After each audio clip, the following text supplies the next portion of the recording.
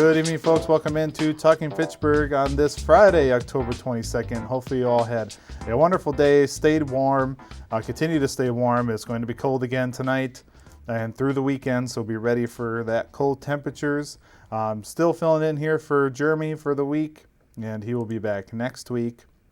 But we have a quick headlines for you today and a busy show. We'll be sitting down with a replay with Phil Groupie talking about the Clean Sweep event coming up tomorrow in our digest, and then we'll also be sitting down with Matt Leahy, who's been the interim police chief here at the city of Fitchburg, with a police update before we hopefully get our new police chief in for an update for next month. So we'll be excited to see him, and we'll talk with Matt here in the guest segment.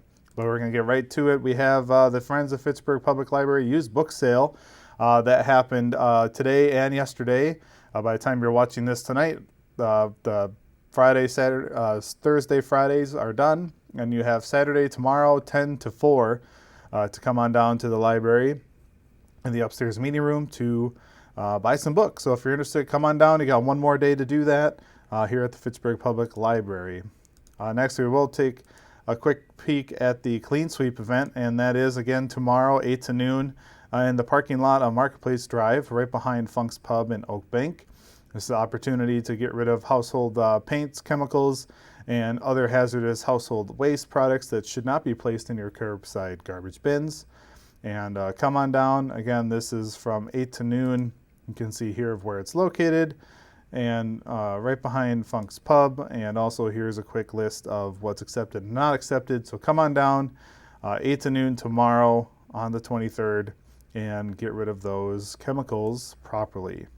Also, we have the Park Bank ribbon cutting ceremony coming up next week on Thursday, October 28th from 4 to 5 at 1601 Greenway Cross, right here in Fitchburg at the new Park Bank location. This project's aim is to make the street a more attractive gateway into Fitchburg, and they are excited to share the same goal with the city of Fitchburg. That's Park Bank. So come on down again and celebrate the new opening of Park Bank on Greenway Cross, right coming into Fitchburg there from the Beltline. And of course, we have Medicare D enrollment going on right now at the Fitchburg Senior Center. Open enrollment has been going on since October 15th, goes through December 7th. Now is the time to determine if you need to change anything, so please do that. If you need any help, please call down to the Senior Center and make an appointment, 270-4290. If you need any help, we have Amy and Sarah down there, excellent social workers here for the city in the Senior Center. So if you need any help with Medicare Part D, please give a call down to the Senior Center. All right, that's going to do it for me today on the headlines. Next, we'll be talking with Phil Groupie about the Clean Sweep event coming up tomorrow on Saturday. You're watching Talking Fitchburg.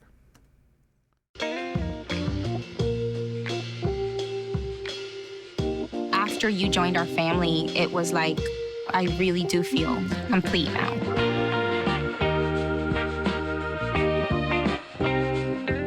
Our hearts are made stronger by how we treat others. Put her there. The light you share can impact those around you, but so can the darkness. Later, twerps. Did Pete saying mean things bother you? So when you reach out to another person, take a moment to consider how they will feel and let your heart be the key to making a difference. Because of you, someone's entire day, year, or even life can change. In every heart, there's hope. Brandon met a girl on a dating app. He finally found the courage to ask her out. No answer. He started to panic. Was he being... Hey, sorry I didn't respond. I was driving. She must be a keeper. Welcome back into Talking Fitchburg. Join me for his debut on Talking Fitchburg, my friend, Phil. Phil, welcome to Talking Fitchburg. How are you doing today? Thanks, Jeremy. Doing great. Happy Wednesday to you. Happy Wednesday indeed, and I'm glad you're joining us here on Talking Fitchburg, and a long-awaited welcome to the team, even though you've been here for a while now. We're happy to have you here in the city of Fitchburg. From what department do you come from, and what's your role here at the city of Fitchburg? So I am in the Planning and Zoning Department, and my role is that of the Sustainability Specialist. Fantastic. Well, I know you and have done some great work already, but we've got a couple of fun things coming up here on sustainability. And this first one, and it hasn't happened since 2015, if I'm right, is this clean sweep event for household hazard waste drop off. Tell us about this great event and why we're doing this. Yeah, so Dane County operates the landfill out east of Highway 3990, and at the landfill there is a household hazardous waste drop-off site called Clean Sweep. What the county likes to do from time to time is take this Clean Sweep drop-off and bring it into different areas around the county to make it a little bit more accessible to residents, and maybe hold it at times that are more convenient for people's schedules. So this year we're partnering with the county, with MAMSWAP, which is the Madison Area Municipal Stormwater Partnership. Thank you. It's a lot of. I've had to say it a few times, so yeah, it's Yeah, a you beat me long to title. Great organization, though. Yeah, we're partnering with these groups that really focus a lot on stormwater pollution prevention and trying to keep waste in the landfill where it belongs and keep our waterways clear. They're bringing this event to Fitchburg so that we can have this in our own backyard this year. And why is it important that we don't put some of these things in our curbside garbage bin? So we're talking about paints, for instance, or things that you're probably thinking twice before you even should put it in your garbage bin. But why collect it and keep it out of a landfill? Right. So in general, I think folks are familiar with the idea of trying to reduce our overall waste footprint and trying to recycle what we can rather than throwing recyclable materials away. This is a little bit of a different effort where there are chemicals and products that could be hazardous either to human health or to environmental health. And so just dumping those into the landfill, landfills are really, they're very well contained in a lot of ways, but nothing is 100% perfect. And you can get some chemicals and some toxins that after really heavy storms could leach into groundwater and make their way into waterways. And so some of these chemicals that are accepted at this household hazardous waste to drop off, the goal is to dispose of them in a separate way that keeps them out of the normal landfilling process. Yeah, and it's good. And if you're not familiar with Clean Sweep, and in fact, you go out to the facility, and I just learned this from the two different recycling and trash events that we had here recently here at the city, but they have an area where you can buy some and reuse some of these products. So they actually take a look at this stuff and try to recycle it. Yep, absolutely. Which is, I just think it's really cool. So yeah, great event coming up there. That's Saturday, October 23rd, 8 a.m. to noon. It's $10 per vehicle, right? That is correct. Technically you could show up on the day of the event and pay your $10 and get in, but what they're trying to do is asking people to register in advance and trying to make sure that they can better track the total number of people who are attending that way.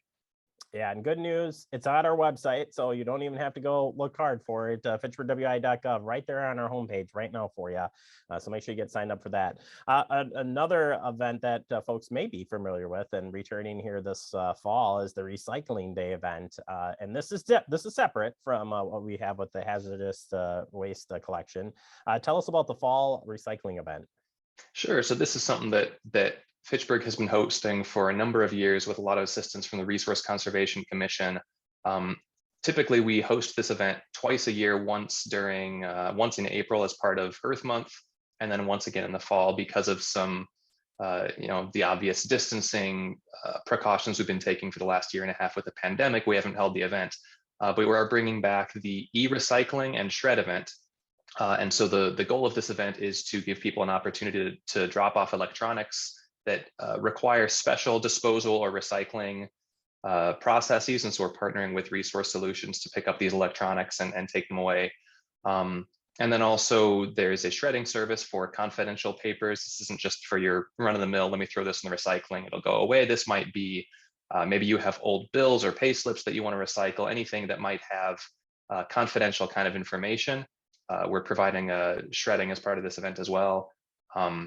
And then also the med drop at the police department in the city hall building will be open for this as well. So if you have old medications, unused medications, things that are expired that you're not going to use, these similar to the household hazardous waste, these shouldn't just be put into the trash can or flushed down a toilet, that can cause a lot of problems for local ecosystems as well.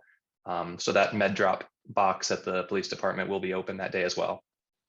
And it's similar to the hazardous waste stuff that we don't want to get in. And why it, again, is important that we're not putting electronics and things in the dumps or into the landfills.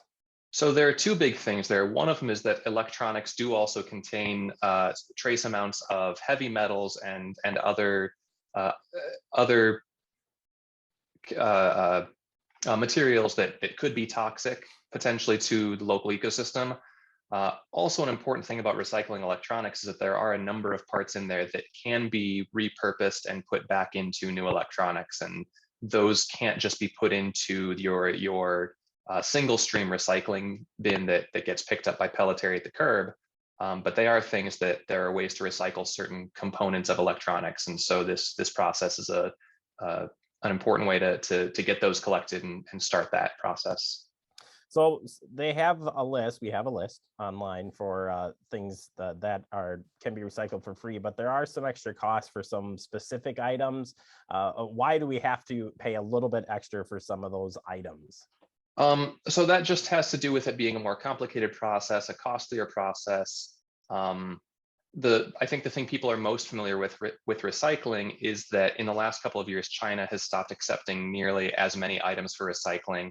And due to different elements of how the factories work there and supply chain things, recycling some of these products in US facilities, one, there aren't as many facilities in the US, but two, it can be costlier to do it here. And it's similar with some of these electronic items that there are certain electronics that the method for extracting these materials for reuse is more expensive. And so to try to make sure that it remains economically feasible for the companies that are going through performing that process, we do ask for a small fee in exchange for picking up those items to recycle.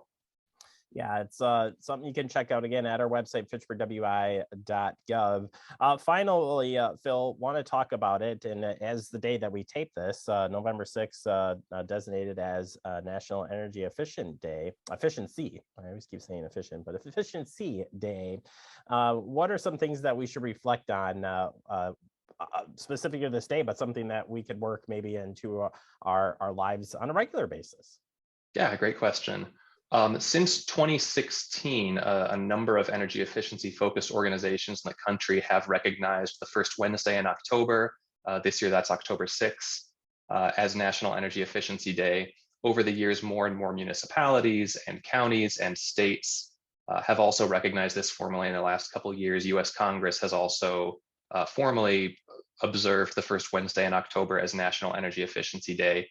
And there are multiple reasons to focus on energy efficiency. One of them is simply to kind of paraphrase a line from noted energy writer Amory Lovins: the cheapest kilowatt hour is the one you never use. So a great way to save on your household energy bills is by decreasing the amount of energy it takes you to perform the same tasks, which is the definition of energy efficiency. And so that means things like, if you can improve the insulation in your home, you're going to have less air leaking through walls, windows, door cracks, things like that. When it's especially hot or cold and you use less heating and cooling, then to keep your house at a comfortable level. If you can convert your incandescent or fluorescent light bulbs to LEDs, you can still provide the same amount of illumination for whatever task you need, but you're spending a fraction of the amount on that day-to-day energy. So this is a really important thing just for homeowner or for business utility bills. It's also really valuable for our current efforts to combat climate change. We'll paraphrase that line again: the cleanest kilowatt hour is the one you never use. So it's really important for us to transition a lot of our energy production to carbon-free energy sources. But the less energy we're using to begin with, the less converting into renewables is even needed. And so there is a reason that in the 2019 Clean Energy Resolution that Fitchburg's Common Council passed, the first strategy for combating climate change and carbon emissions that was mentioned in that resolution was energy efficiency. We want to start by cutting our overall energy usage, and that makes all of the following steps a lot more feasible. All right, Phil. Well, I appreciate your time. I wish we had more time to talk, but we'll certainly catch up. And again, welcome to Fitchburg. And we'll continue to promote all the great events coming up here in the city of Fitchburg. If people do want to learn more, though, on any of the stuff we've talked about, or just be a little bit more energy efficient, how can they do that? How can I do that? Well, there are a number of different places you can look for that. You can simply go to energyefficiencyday.org, and that provides a lot of information about this particular holiday. The U.S. Department of Energy has an Office of Energy Efficiency that you could check out. You could look at Focus on Energy, which is a fantastic Wisconsin state level program that uses a small percentage of ratepayer dollars to provide rebates and incentives back to business and residential customers to pursue more energy efficient and renewable energy projects. You could go to the website smarterhouse.org, which is provided by ACEEE, the American Council for an Energy Efficient Economy. And smarterhouse.org has a lot of great tips for ways that you can pursue more energy efficiency projects wherever you are. All right, Phil, thank you so much for your time, and we'll check back in with you real soon. That was great. Thanks, Jeremy. You bet. And I said, head out to our website. We've got some great information there as well, and you can stay up to date on the latest upcoming events that we have here in regards to recycling. We'll take a quick break. More to come. You're watching Talking Pittsburgh. And now you're a pro. See on page 4 that the projections need to be flood next Thursday. Seriously? Thursday? Can't do that. This is really inconvenient. I have yoga that day. I have no time for this. So. I can't do Thursday, but I can do Friday. Disasters don't plan ahead. You can. Talk to your loved ones about how you're going to be ready in an emergency. Don't wait. Communicate. Type 2 diabetes can have a big impact on your life, but how can it be prevented? Well, the first step is knowing if you have prediabetes, a serious medical condition that puts you at high risk for type 2 diabetes. 1 in 3 American adults has prediabetes, but more than 80% don't know they have it. The good news is, prediabetes can be reversed, and for many people, healthy changes in their daily routine can make a big difference. Take the 1-minute risk test today at doihavepprediabetes.org. Welcome back into Talking Fitchburg. Joining me today from the Fitchburg Police Department, it's Matt Leahy. Matt, welcome back to the show. How are you doing? I'm fantastic. How are you, Jeremy? I am doing wonderful now that you're here with us. We've got a few topics to talk about today. First is the chief update. You finally get to hang up your role as acting chief, and there's a new chief in town.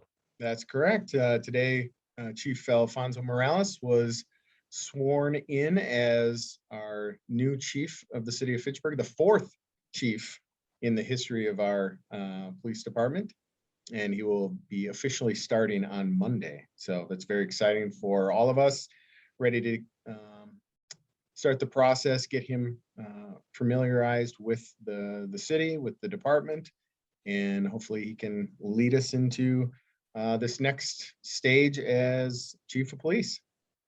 Yeah, and Matt, you've done an awesome job, and we're certainly thankful that you stepped up and helped out in this role. Many thanks from a lot of people out there for doing that. I know it's not been easy. There's been plenty of work in the last few weeks, but as you wrap up, what was it like taking on the role? Well, luckily, because of our staff, the officers, all the non-sworn staff, the lieutenants, the sergeants, detectives, this transition into this interim role was quite painless because I know just from my 16 years of working here that we have great staff, great officers, dispatch, so it wasn't going to be much difficult road ahead for me. And luckily for Chief Morales, he's going to recognize the same thing, that we have a very strong department with quality individuals. So that makes it a whole lot easier for me, and it's going to make it a whole lot easier for him. Yeah, I would agree with that. You guys are a tight bunch, if you will, and it's a it's almost like a family when we talk about public safety and how everybody comes together, and especially in tough times and everything else in between. And the department certainly has had a lot of stuff going on, including a hiring process on top of getting a new chief. You've been also in the hiring process and bringing new officers forward. But where are we at in the hiring process? So we just closed the application acceptance process on, I believe, the 10th of October. And all of those applications are going through the review process, and we'll move on those applicants that will move on. They'll be going through the panel interviews on October 27th and 28th, I believe. And then the following week will be the chief's interview. And then those that are selected to move on will then go through the background process. And if they all need the academy, they'll get hired later this year to start the academy January. And most likely that academy will take place at Madison Area Technical College or Madison College, depending on how they want to be called this month. And if they don't need the academy, we are officially one officer. We have one officer vacancy right now, with the hopes of hiring 2 beginning next year. So we'll have a total of 3, fingers crossed. And that one officer, if they are a lateral officer, if they have law enforcement experience and don't need the academy, they'd be able to start potentially before the end of this year. So depending on their work situation, their life situation, we're fairly accommodating to that. We recognize that. Fantastic. Well, we'll keep an eye on that process. In the meantime, you had mentioned the last time that you had 4 officers working their way through the academy, and they have graduated and are now on to the next phase. That's correct. Tyler Newell, Jordan Fesky, Davin Hamburg, and Braden Bauman all graduated from Fox Valley Technical College Law Enforcement Recruit Academy, my alma mater, for the academy. And they are starting their 2-week orientation process where they go through a series of just familiarization with department process procedures, crossing some things off their list from a tactics standpoint. And then they'll move on to the field training program, where they'll get assigned to a field trainer over the next as few as 14 weeks. There's technically 4 steps to the field training program. Actually, if you want to look at it, there's 5. There's step 1, step 2, step 3, a shadow phase, and then the solo patrol phase, which is after they successfully complete the field training program. And we're happy to have them. And we're excited to get their process, and they're just as excited to get the process started after a long academy, the 720-hour academy up in Appleton. So we're ready to get them going. Yeah, and the training program that you guys have, we did a story years and years ago it was way back when, in the early days of Jeremy doing Fact TV stuff, and it's very interesting, the one-on-one with an officer being teamed up with another officer and going through the process. I think it's pretty cool. So it really gets the officers in the right direction, and we've got great leaders in the department too, so I'm sure that helps kind of pull it all together. So what are some of the things that they do go through when they're or some of the things that you hope they're learning during that process? Well, I guess from a field training standpoint, what we hope to accomplish is to obviously show them the way that the expectations from the Fitchburg Police Department. Now, all departments have a variety of ways of doing internal protocols and those types of things, but I think from a cultural standpoint, we want to make sure that they're learning what our expectations are for each officer. Each officer is able to get from point A to point B in their own fashion. One of the things that is an element of the field training program is that they move from different field trainers throughout the process. And the reason behind that is to allow them to learn different methods, that different approaches to very similar situations, so that they can take just little bits and pieces from those FTOs, those experienced officers, to kind of develop, because we don't want every single officer to be the same. We want them to be themselves, but to take those things that they identify better with, to use them and to kind of develop that own style in effectively communicating with members of the community. Yeah, like I said, it's an awesome program, and it's glad you explained it or shared that with the audience here today. Finally, we got Halloween. It's on Halloween. It'll be 4 to 7 p.m. What will we be doing this year, and some safety tips?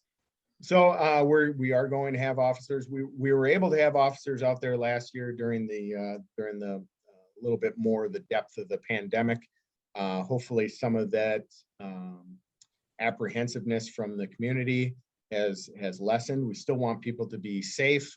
Obviously, right now we're still under Dane County orders to wear masks and those types of things when we're indoors. So if people having parties and those types of things, need to be mindful of that.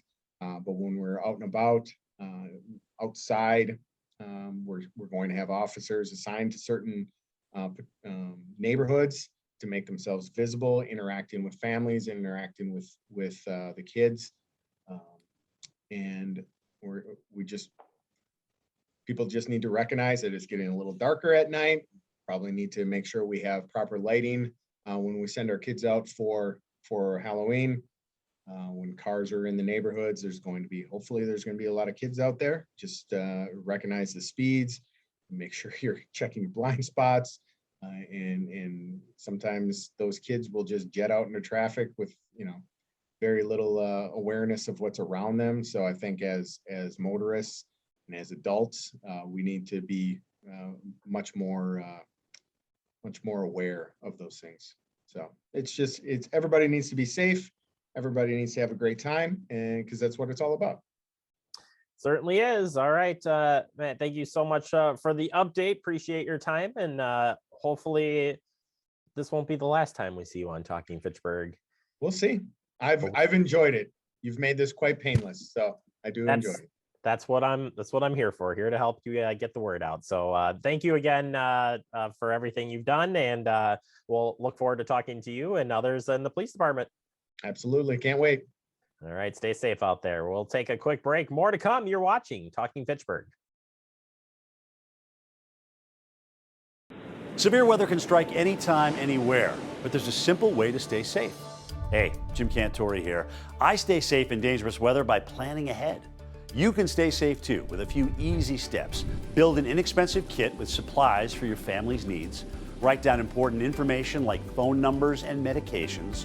Always talk with your family, and remember any pets in your planning. Be ready, be safe. Start your plan today at ready.gov/plan.